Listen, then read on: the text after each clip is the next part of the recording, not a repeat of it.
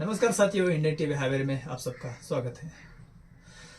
साथियों, मुसलमानों की हर चीज को लेकर यहाँ पे टारगेट किया जा रहा है। सबसे पहले टारगेट किया गया मुसलमान की बाबरी मस्जिद को। वहां पर भी मुसलमान ने बर्दाश्त किया, छोड़ो खैर जाने दो। तो मुसलमान ने इस चीज को खामोश क्या रहा। तो यहाँ पे हर चीज को लेकर मुसलमान की एक एक चीज को लेकर टॉपिक किया जा रहा है। अब हाल ही में यूपी के एक मस्जिद को तोड़ने के और वहां पे 5 लोगों को शहीद करके मुसलमानों को टारगेट किया गया।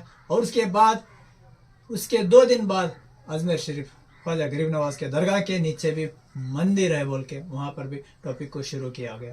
फिर वो खत्म होने के बाद फिर 2 दिन के बाद फिर एक न्यूज हमें मिलती है कि दिल्ली के जामिया मस्जिद के सीढ़ियों के नीचे भी वहां पे हिंदू मंदिर है बोल के इस चीज को टारगेट किया जा रहा है। रिपोर्ट लाता है यहाँ पे, हर एक रिपोर्ट ला के आप सबको सामने दिखाता है। इतना ही हम लोग सोचे थे कि 1 मस्जिद 2 मस्जिद, मगर नहीं, इनका टारगेट अलग है। इनका कहाँ कहाँ निशाना है और कहाँ कहाँ बाकी है मैं आपको बताता चला हूँ। सबसे पहले इनका और दूसरा अगला टारगेट होता है मथुरा, काशी, दिल्ली, रामनगर, इलाहाबाद, हरिद्वार, मणिपुर, मंडी, मालवा, ऐसे कई सारे जहाँ पे बड़ी बड़ी इमारतें, जहाँ बड़ी बड़ी मस्जिदें हैं, वहां पर मंदिर रहने का ये लोग अंदाजा बताते हैं। मुझे समझ में यह नहीं आता कि उस दौर में मुगलों ने जब राज किया, वो लोग जब राज किया तो पूरा देश, पूरा एरिया, पूरा इलाका उनके हाथ में था। तो ये लोगों का कहना है कि वो लोग सिर्फ और सिर्फ मंदिरों को चुना गया मस्जिद बनाने के लिए। ऐसा क्यों हो सकता है? लेकिन ये लोग नए नए टारगेट करके, नए नए बहाने बना करके, जो मुगलों ने जो बड़े बड़े इमारतें इस देश के लिए खड़ा किए हैं, उस इमारतों को मुसलमान का नाम आ रहा है, उस चीज को कम करने के लिए ये लोग टारगेट कर रहे हैं मुसलमान को। की रिपोर्ट लाता है, दिखाता है और लोगों को जागरूक करता है, हिंदुओं को जागरूक ये करता है कि आप खामोश ना बैठो, आप खामोश ना बैठो, क्योंकि यहाँ पर भी दिल्ली के जामिया मस्जिद के नीचे भी मंदिर है और कई हर एक अलग अलग इतनी बड़ी सर्वे रिपोर्ट वो ला के यहाँ पे मुसलमानों का माइंड वॉश करने की कोशिश कर रहा है। मैं ये कह रहा हूँ, क्या इन लोगों को मंदिर ढूंढने के लिए सिर्फ मस्जिदें मिलते हैं? अब वो मस्जिद जब पुराने बुजुर्ग, जब बड़े बुजुर्ग बना बना के ऊंची इमारत उसको अच्छा नाम दे के जाते हैं, तो उन्हीं मस्जिदों में क्या मंदिर रहते हैं? क्या उन्हीं मस्जिदों में राम भगवान, कृष्ण भगवान, ऐसे कई सारे देवी देवताओं की मूर्तियां हैं? ये सिर्फ और सिर्फ मुसलमानों को टारगेट करने की साजिश है। मुसलमानों को एक टारगेट करके, मुसलमान जो यहाँ पे इस देश में सिर्फ और सिर्फ 15 से 20% मुसलमान रहते हैं, मगर यहाँ पे देश की हर चीज की बुलंदी मुसलमानों की है। हर चीज की बड़ी बड़ी ऊंची ऊंची इमारतें हैं, सिर्फ 15 से 20% मुसलमान है, फिर भी देश की एक बुलंदी मुसलमानों की दिखाई जा रही है। तो इस चीज को तोड़ने के लिए, इस चीज को कमजोर करने के लिए, यहाँ पे जो मुसलमान की बड़ी बड़ी इमारतें जो है मुसलमान के नाम से, उसको टारगेट करने की ये साजिश है। और इन साजिशों में ये मीडिया वाले भी शामिल है, क्योंकि यहाँ पे इस देश में ऊंची इमारतें वो है जो हमारे मुगलों ने खड़ा किए, वही ऊंची इमारतें। आइए साहब ने क्या कहते हैं इस आधे घंटे की रिपोर्ट में। साहब ने कहां कहां से रिपोर्ट ढूंढ के लाए हैं, साहब ने लोगों को किस तरह माइंड वॉश कर रहे हैं। चलिए इस वीडियो के अंदर हम देखते हैं, इस टॉपिक के अंदर हम लोग देख के उस चीज को देखते हैं कि मुसलमानों को किस तरह टारगेट किया जा रहा है। आइए साहब ने क्या कहते हैं देखेंगे। संभल की शाही जामा मस्जिद से शुरू हुआ ये विवाद। यानी विवाद क्या है? हर मस्जिद के नीचे मंदिर ढूंढने का ये जो विवाद है, अब ये देश में एक बड़ा रूप ले चुका है और आग की तरह फैल रहा है। एक शहर के बाद दूसरे शहर। हिंदू पक्ष ने अजमेर शरीफ की दरगाह के बाद अब दिल्ली की जामा मस्जिद पर भी अपना दावा कर दिया है। दिल्ली की जामा मस्जिद 368 वर्ष पुरानी है और इसका निर्माण मुगल काल में वर्ष 1656 में हुआ था। जामा मस्जिद जो दिल्ली की है बहुत मशहूर है, देश भर के लोग इसके बारे में जानते हैं। विशाल जामा मस्जिद है ये। हिंदू संगठनों ने एएसआई को एक चिट्ठी लिखी है जिसमें यह बताया है कि दिल्ली की जामा मस्जिद के निर्माण में उन हिंदू मंदिरों और देवी देवताओं की प्रतिमा के मलबे का इस्तेमाल हुआ जिन्हें मुस्लिम आक्रमणकारियों ने राजस्थान के जोधपुर में नष्ट किया था। और इनमें भी खान जहां बहादुर की भूमिका सबसे महत्वपूर्ण थी, जो मुगल शासक औरंगजेब का सबसे वरिष्ठ सेनापति हुआ करता था।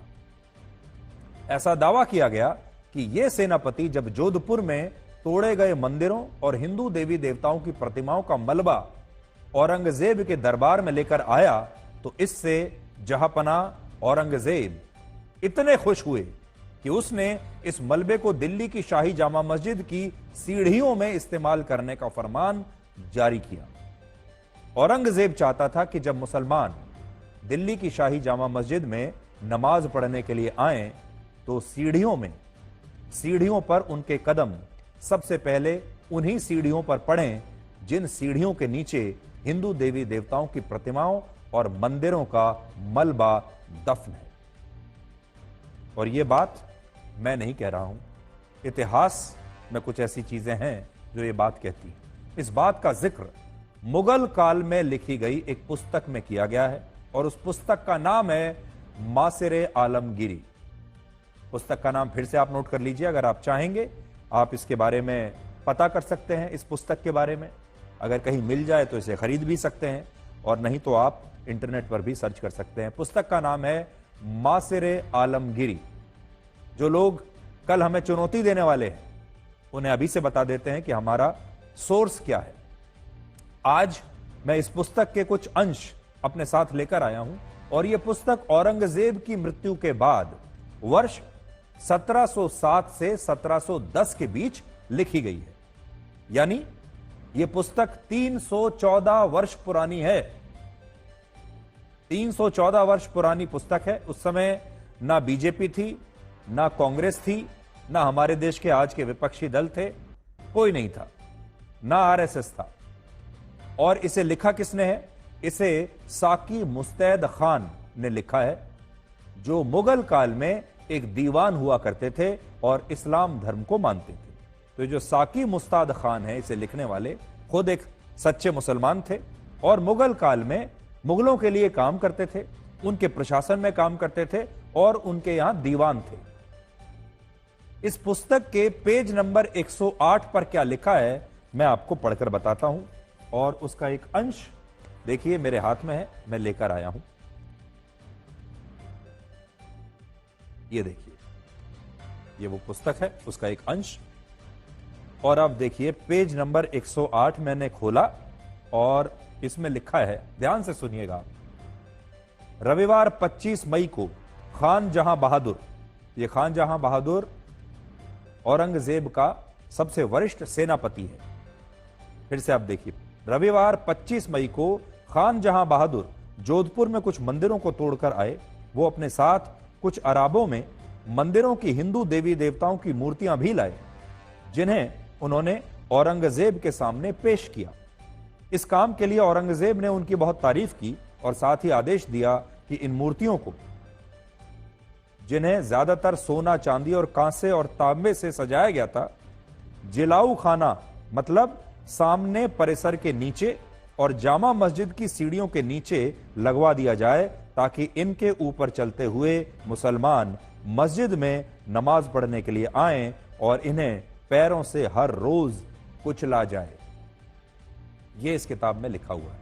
यानी जामा मस्जिद की सीढ़ियों के नीचे हिंदू मंदिरों और हिंदू देवी देवताओं की मूर्तियों के मलबे को लगाने के पीछे जो मंशा थी औरंगजेब की, वो ये थी कि मुसलमान मस्जिद में नमाज पढ़ने के लिए जब आएंगे तो वो इन प्रतिमाओं को, हिंदू देवी देवताओं की प्रतिमाओं को पैरों से हर रोज कुचल कर जाए। अगला पन्ना पलटता हूं, पेज नंबर 109। ये मैं आगे आपको, ये भी बड़ा दिलचस्प है, थोड़ी देर के बाद आपको मैं बताऊंगा इसके बारे में। अभी थोड़ा सा आप इंतजार कर लीजिए। हिंदू पक्ष का कहना है कि जो पुस्तक मुगल काल में लिखी गई वो गलत कैसे हो सकती है। उस समय तो पूरा इतिहास मुगल ही लिख रहे थे और कहते हैं कि जो इतिहास शक्तिशाली लोग लिखते हैं और उस समय का जो इतिहास है वो मुगलों ने लिखा। उस समय के जो बड़े बड़े शासक थे उन्होंने अपना इतिहास अपने हिसाब से लिखवाया और उसी इतिहास को आज हम पढ़ रहे हैं। और इसीलिए अब एएसआई को दिल्ली की शाही जामा मस्जिद का भी सर्वे करना चाहिए, ऐसा हिंदू पक्ष ने लिखा है। लेकिन आज हिंदू पक्ष को भी यह बात पता होनी चाहिए कि जब जोधपुर में हिंदू मंदिरों को तोड़ा गया और औरंगजेब ने हिंदू देवी देवताओं के इस मलबे को दिल्ली की शाही जामा मस्जिद की सीढ़ियों में लगाने का फरमान दिया, तब हमारे देश के बहुत सारे हिंदू राजा क्या कर रहे थे? हिंदू राजा औरंगजेब से उन्होंने जंग क्यों नहीं लड़ी? हिंदू राजाओं ने इन देवी देवताओं की, इन मंदिरों की रक्षा क्यों नहीं की? ये सारे हिंदू राजा असल में कहां थे? तो उसके बारे में भी थोड़ा सा एक कड़वा घूंट आपको आज आपको पीना पड़ेगा। और जो हिंदू पक्ष है उसको भी जरा हम थोड़ा सा इतिहास का ये कड़वा घूंट पिलाते हैं। तो उस समय बहुत सारे हिंदू राजा औरंगजेब के साथ मिल गए थे। उन्होंने औरंगजेब के सामने आत्मसमर्पण कर दिया था। मुगल काल में या उससे पहले जब मुस्लिम आक्रमणकारी आए तो बहुत कम हिंदू राजाओं ने उनके साथ संघर्ष किया, उनके साथ युद्ध लड़ा, लेकिन बहुत हिंदू राजा ऐसे भी थे जिन्होंने अपना राजपाट बचाने के लिए उनके साथ समझौता कर लिया। और जिस पुस्तक को मैं आज आपके सामने पढ़ रहा हूं, यानी जिसका नाम अभी मैंने आपको बताया, मासिर आलमगीरी, उसी पुस्तक में कुछ और भी लिखा है। इस पुस्तक के पेज नंबर 109 पर क्या लिखा है, अब जरा ये देखिए। 109 नंबर पेज निकालते हैं इसका। तो इसी पुस्तक में अंग्रेजों, मुगलों के जमाने में जो दीवान थे साकी मुस्ताद खान, वो लिखते हैं, सोमवार 26 मई को राव राय सिंह के पुत्र इंद्र सिंह को जोधपुर का राजा नियुक्त किया गया।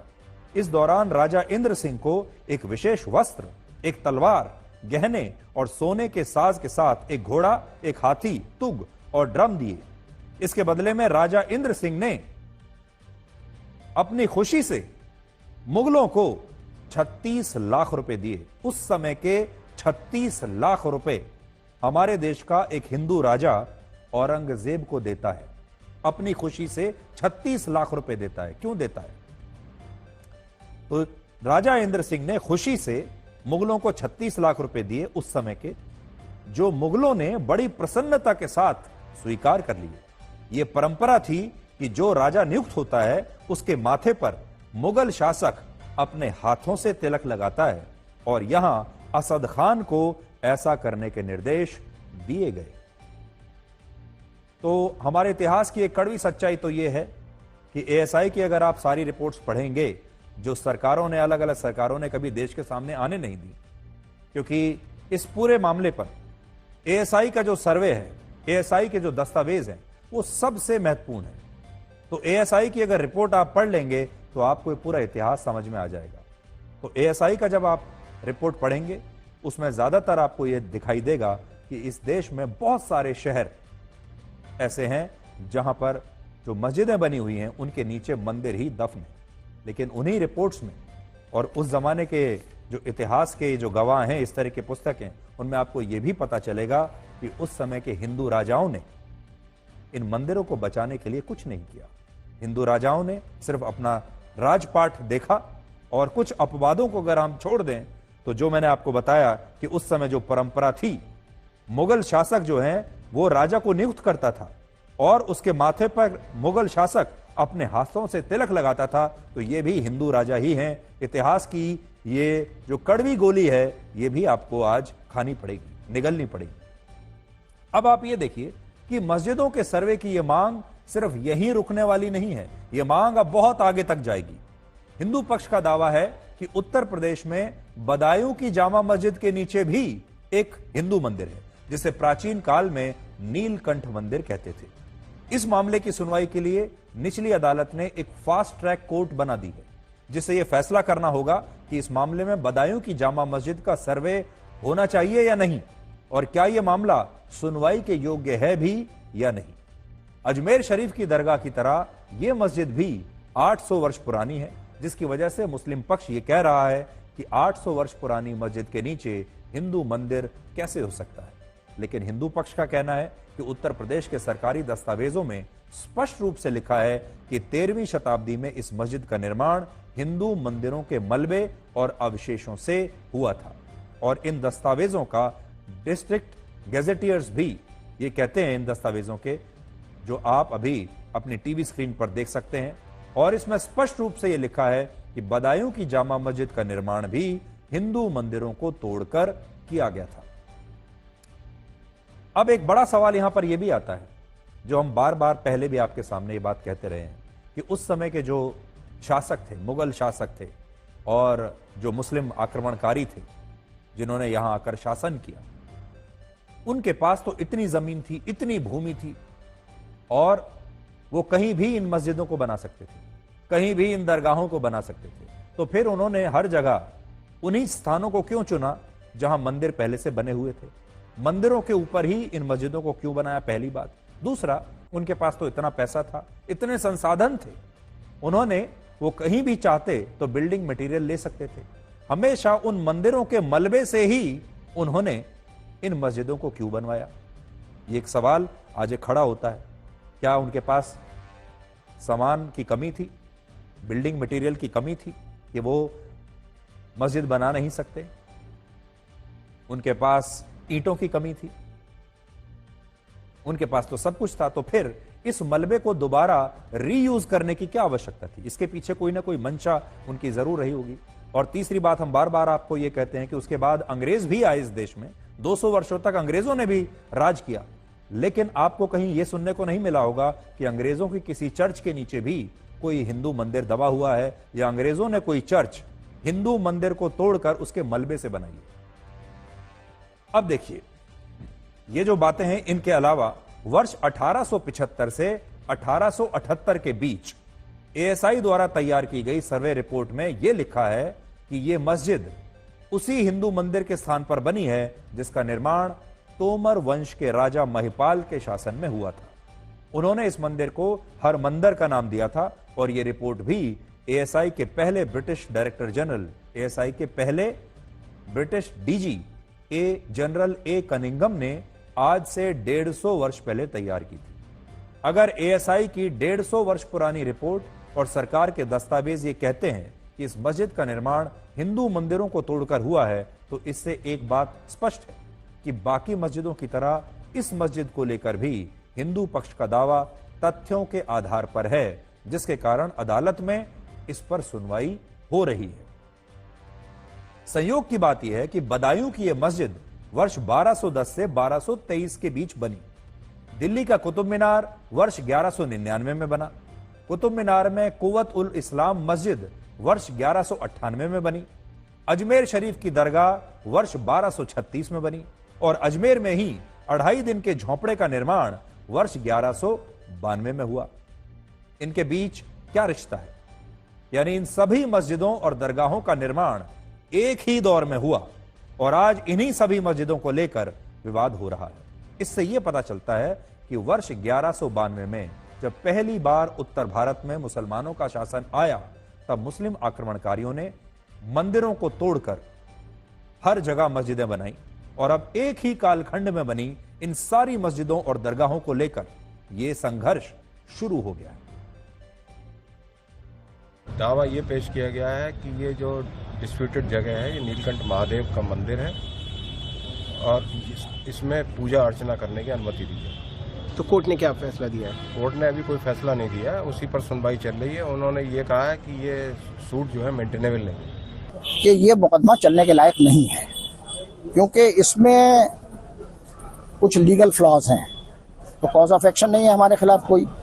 वहाँ पर जो है मस्जिद ही है, 15 अगस्त 47 को भी मस्जिद थी। ये इन्हीं के डॉक्यूमेंट से, जो इन्होंने दावा दायर किया है, उसी से ये चीज साबित हो रही है। पर्याप्त साक्ष्य है हमारे पास, और ये साक्ष्य स्वयं वो मानते हैं कि पुरातत्व विभाग की चीज है। 1920 में पुरातत्व विभाग ने अपने कब्जे में गजेटियर में लेकर के उसको प्रकाशन कर दिया। ये पुरातत्व विभाग की चीज है। अनाधिकृत रूप से कोई अगर बैठ जाता है तो उसका राइट नहीं हो जाता। आज अगर आप ये सोच रहे हैं कि ये मांग कुछ मस्जिदों तक सीमित रहेगी, तो आप शायद गलत हैं। इस समय आप मेरे हाथ में ये जितने भी दस्तावेज देख रहे हैं, देखिए, ये आज मैं कुछ दस्तावेज आपके सामने लेकर आया हूं, और ये काफी बड़े दस्तावेज हैं, काफी पन्ने हैं इसमें। देखिए, ये सारे दस्तावेज, ये जो दस्तावेज इस समय आप मेरे हाथ में देख रहे हैं, ये सारे दस्तावेज एएसआई की उन सर्वे रिपोर्ट्स के हैं जो आज से 150 वर्ष पहले प्रकाशित हुई थी। ये सारे के सारे जो सर्वे हैं, ये एएसआई ने देश भर के अलग अलग शहरों में अलग अलग स्थानों पर किए हैं। और ये जो लिस्ट है, इतनी लंबी लिस्ट है कि आपको पढ़ने में भी बहुत समय लगेगा। ये जो सारी लिस्ट आप देख रहे हैं, ये देखिए, ये उन स्थानों की है जहां पर 150 वर्ष पहले एएसआई ने सर्वे किए थे। देखिए, मैं आपको ध्यान से दिखा देता हूं, सबके नाम है। क्या है इनमें? इनमें मथुरा, काशी, दिल्ली, रामनगर, बोध गया, इलाहाबाद, हरिद्वार, उदयपुर, मंडी और मालदा से लेकर यह बताया गया है कि इन सभी स्थानों पर पहले मंदिर हुआ करते थे और बाद में इन मंदिरों को तोड़कर मस्जिदें बनाई गई, या इन स्थानों पर मस्जिदों और इस्लामिक ढांचों को लेकर अब विवाद है। सबके नाम है इसमें, और इसके अंदर जो मैं आपको दिखा रहा था, इस लिस्ट में सैकड़ों जगहों के नाम है, सैकड़ों। ये सारी रिपोर्ट्स उस समय तैयार हुई जब ना तो भारत में आरएसएस था, ना भारत में बीजेपी थी, ना ही भारत में कांग्रेस का गठन हुआ था। आज एक बड़ा सवाल यह भी है कि क्या कांग्रेस पार्टी इन तथ्यों को जानती थी और इसीलिए वो वर्ष 1991 में प्लेसेस ऑफ वर्शिप एक्ट नाम का यह कानून लेकर आई। यह कानून भारत के मूल संविधान का हिस्सा नहीं था। 26 जनवरी 1950 को जब भारत का संविधान लागू हुआ, तब इसमें ऐसे किसी कानून का कोई उल्लेख नहीं था, और इस कानून के जनक, हमारे संविधान के जनक डॉक्टर भीमराव अंबेडकर नहीं थे। ये जो कानून जिसके बारे में बार बार हम बात करते हैं, प्लेसेस ऑफ वर्शिप एक्ट, ये कानून डॉक्टर BR अंबेडकर के संविधान में था ही नहीं। इस कानून के जनक हैं PV नरसिम्हा राव। इस कानून की जनक है कांग्रेस पार्टी, जिसने वर्ष 1991 में PV नरसिम्हा राव की सरकार के दौरान यह प्रावधान बनाया कि अयोध्या को छोड़कर देश में सभी धार्मिक स्थलों की उसी यथास्थिति को बरकरार रखा जाएगा जो 15 अगस्त 1947 से पहले थी। भारत को इस कानून की कभी कोई आवश्यकता नहीं थी, क्योंकि भारत एक लोकतांत्रिक देश है, धर्मनिरपेक्ष देश है। यहां सभी विवादों का निपटारा संवैधानिक तरीके से अदालतों में होता है। अगर कोई विवाद है तो उसे अदालतों में जाने दीजिए और अदालत को फैसला लेने दीजिए, और अब अदालत संविधान से चलती है। तो अचानक से उस समय संविधान खतरे में कैसे आ गया? लेकिन कांग्रेस ने ऐसे मामलों में अदालत जाने के विकल्प को ही इस कानून के जरिए समाप्त कर दिया। यह कानून लागू होने के बाद अब आप अदालत जा ही नहीं सकते, क्योंकि कानून बन चुका है। और ऐसा शायद इसलिए हुआ होगा क्योंकि एएसआई की 150 वर्ष पुरानी इन सर्वे रिपोर्ट से वाकिफ कांग्रेस थी और उसे पता था कि भविष्य में अयोध्या जैसे न जाने कितने विवाद दूसरे शहरों और राज्यों में भी हो सकते हैं, और इसीलिए उसने इस कानून को मुस्लिम तुष्टीकरण की तरह इस्तेमाल किया ताकि वो मुस्लिम वोट बैंक को अपने साथ रख सके। तो आज बड़ा सवाल यह है कि इस तरह के जो कानून लाए जाते हैं, क्या वो देश की भलाई के लिए लाए जाते हैं, लोकतंत्र को मजबूत करने के लिए लाए जाते हैं, या चुनाव जीतने के लिए अपना वोट बैंक बनाने के लिए लाए जाते हैं? वर्ष 1991 के लोकसभा चुनावों में, याद कर लीजिए, 1991 के लोकसभा चुनाव में कांग्रेस ने अपने घोषणा पत्र में यह वादा किया था कि वो धार्मिक स्थलों की यथास्थिति को बनाए रखने के लिए एक कानून लाएगी, और जब उसे इस मुद्दे पर मुस्लिम समुदाय के जबरदस्त वोट मिले तो सरकार बनने के बाद उसने अपने वादे को निभाया और वर्ष 1991 में प्लेसेस ऑफ वर्शिप एक्ट के नाम से यह कानून उन्होंने बना दिया। आज मैं अपने साथ एक रिसर्च पेपर भी लाया हूं जिसमें यह बात लिखी है, और मैं आपको पढ़कर बताता हूं कि कांग्रेस के मैनिफेस्टो में क्या लिखा था इस रिसर्च पेपर के जरिए। पहली बात तो उन्होंने लिखी है, the Congress will find negotiable settlement of Ram जन्मभूमि बाबरी मस्जिद इशू। तो यह बात कांग्रेस कह रही है कि हम राम मंदिर और बाबरी मस्जिद के बीच का जो विवाद है इसका एक हल हम निकालेंगे, और नेगोशिएबल सेटलमेंट मतलब आपसी भाईचारे के साथ दोनों पक्षों के साथ नेगोशिएट करके इसका हल निकालेंगे। लेकिन अगला जो पॉइंट है वो सुनिए, the Congress government will introduce and pass a bill to maintain the status quo as on 15th August 1947 in respect of all places of worship and to foreclose any new controversy। तो कांग्रेस ये वादा करती है कि जब हमारी सरकार बन जाएगी तो हम एक नया कानून लेकर आएंगे जो 15 अगस्त अब कोई और विवाद खड़ा ना हो जाए। उन सारे विवादों को खत्म करने के लिए एक कानून वो लेकर आ गए, और उन्होंने सोचा कि ये विवाद अब कभी सामने नहीं आएंगे। लेकिन ये विवाद अब भी आ रहे हैं, क्योंकि लोकतंत्र में जब आप कानून बनाकर लोगों की भावनाओं को दबाने की कोशिश करते हैं तो वो भावनाएं कुछ समय के लिए तो दब जाती हैं, लेकिन हमेशा के लिए नहीं। आज यही कानून हिंदू पक्ष के दावों को चुनौती देने के लिए मुस्लिम पक्ष का सबसे बड़ा हथियार भी है, और इसके लिए शायद कांग्रेस को मुसलमानों को हमेशा मुसलमानों के वोट मिलते रहेंगे, क्योंकि एक तरीके से इस कानून के जरिए कांग्रेस ने मुसलमानों का दिल जीत लिया। क्या आपने कभी सोचा है कि हमारे देश में जितनी राजनीति मुस्लिम वोटों के लिए होती है उतनी राजनीति दूसरे धर्म और जातियों के वोटों के लिए क्यों नहीं होती? इसका कारण यह है कि इस देश में मुसलमानों के 15% वोट हैं, और ये वोट किसी भी पार्टी को एक मुश्त तरीके से मिलते हैं, जबकि बाकी के धर्म और जातियों के वोट एक मुश्त तरीके से किसी एक पार्टी को नहीं जाते। ये मुस्लिम वोटों की एकजुटता है, ये हमारे देश में मुसलमानों की एकता है कि हमारे देश की पार्टियां मुस्लिम तुष्टीकरण के नए नए तरीके हर चुनाव से पहले ढूंढते हैं, जिनमें वक्फ बोर्ड का कानून और वर्ष 1991 का ये प्लेसेस ऑफ वर्शिप एक्ट भी एक बड़ा उदाहरण है। ये सब कुछ चुनाव जीतने के लिए किया जाता है। ऐतिहासिक दस्तावेज इस बात की पुष्टि करते हैं कि इस देश में बहुत सारी मस्जिदों के नीचे हिंदू मंदिर हो सकते हैं, और जैसे मैं आपको बता रहा था, ये सारे जब आप ASI की रिपोर्ट्स पढ़ेंगे तो इन सब में यही लिखा है। इसलिए अगर आप ये रिपोर्ट्स पढ़ें, और जब मैं आपको उन जगहों की सूची में आपको दिखाऊं, ये देखिए जो कितने पन्ने हैं मेरे पास, 1 2 3 4 5 6 पन्ने हैं, जिसमें दोनों तरफ लिखा है। तो मासा आप ये समझ लीजिए कि 12 पन्ने हैं। 12 पन्नों में सिर्फ उन शहरों के, मस्जिदों के और उन साइट्स के नाम लिखे हुए हैं जहां जहां ASI ने सर्वे किए हैं। देखिए ये आप देखते जाइए। तो ASI ने उस समय 150 वर्ष पहले इतनी सारी जगह पर अपने सर्वे किए हैं, और ये जितने भी सर्वे की रिपोर्ट अगर आप पढ़ेंगे आज, तो आपको एक ही बात समझ में आएगी कि ये हमारे इतिहास का हिस्सा है। ऐसा हुआ था, और जब मुगल शासक यहां पर थे, जब मुस्लिम आक्रमणकारी इस देश में आए थे, तो उन्होंने ऐसा किया था। एक जगह नहीं, 2 जगह नहीं, 50 जगह नहीं, 100 जगह नहीं, सैकड़ों हजारों स्थानों पर उन्होंने यही किया। ये हमारा इतिहास कहता है। तो पहली बात तो ये है कि ये हमारे देश का इतिहास है, और इस इतिहास को झुठलाया नहीं जा सकता कि मुस्लिम शासकों ने हिंदुओं के मंदिर तोड़े थे, हिंदुओं का दमन किया था, उनका धर्म परिवर्तन करवाया था, अत्याचार किया था। ये हुआ था, इसे कोई झुठला नहीं सकता। ये कड़वा सत्य है, जिसे आज हमारी जो पीढ़ी है, चाहे हिंदुओं की हो चाहे मुसलमानों की हो, उसे इस बात को समझना होगा। इसके साक्ष्य और सबूत हैं, और आज जरूरी है कि इन तथ्यों को सबसे पहले तो स्वीकार किया जाए, इन सबूतों को स्वीकार किया जाए। ये जो ASI की रिपोर्ट 150 वर्ष पहले की है, इसे पढ़ा जाए, इसे स्वीकार किया जाए, और यह भी देखा जाए कि ये रिपोर्ट्स आज तक हमारे देश की जनता तक कभी पहुंची क्यों नहीं। अगर आप मुझसे पूछेंगे तो इस पूरे मामले का निष्कर्ष यह है कि हमारे देश के इतिहास को झुठलाया नहीं जा सकता। दूसरा, सही इतिहास जानने का हक इस देश के हर नागरिक को है।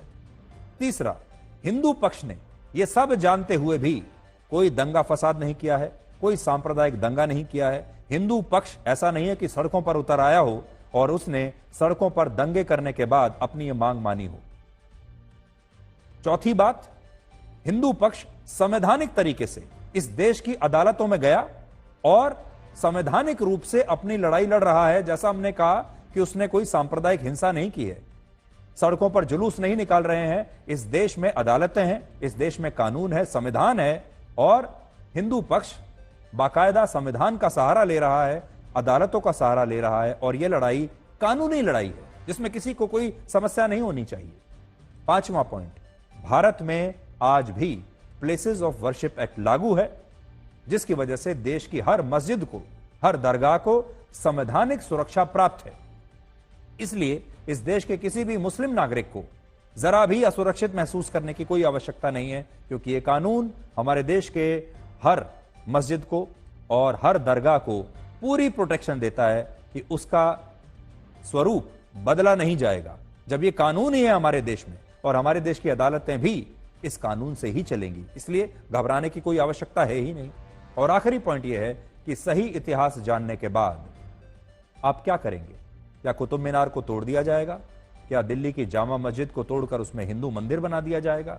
और जब आप बनाएंगे तो कहां कहां बनाएंगे? जैसा हमने आपको बताया, ये तो हजारों स्थल ऐसे हैं, तो क्या हर जगह मस्जिद तोड़कर हिंदू मंदिर बनने लगेंगे? फिर तो ये देश, जैसा कहते हैं कि जल उठेगा, सांप्रदायिक तनाव पैदा हो जाएगा। ये मंशा नहीं होनी चाहिए। तो क्या करना होगा हमें? सही इतिहास जानने के बाद हिंदू और मुसलमानों की नई पीढ़ी के लिए ये एक अग्नि परीक्षा होगी, नई अग्नि परीक्षा, जो अब बाबरी मस्जिद और राम मंदिर के आगे की परीक्षा है। और अब उन्हें भाईचारे का एक नया इतिहास दोनों को मिलकर लिखना चाहिए। तो आज हम यही कहना चाहेंगे कि बाबरी मस्जिद और राम मंदिर को लेकर बहुत संघर्ष चला। उससे पहले जब हम इतिहास को देखते हैं तब भी हिंदू और मुसलमानों के बीच बहुत संघर्ष चला। ये अलग अलग कालखंड हैं। अब ये नया कालखंड शुरू हो रहा है, 2024 से आगे वाला। क्या इस नए कालखंड में हिंदू और मुसलमानों की पीढ़ियां, नई पीढ़ियां, क्या एक नया इतिहास लिख सकती हैं? और उस नए इतिहास में मंदिर और मस्जिद दोनों को एग्जिस्ट करेंगे, दोनों रहेंगे एक साथ। मंदिर के सामने मस्जिद रह सकता है, मंदिर मस्जिद के सामने मंदिर बन सकता है।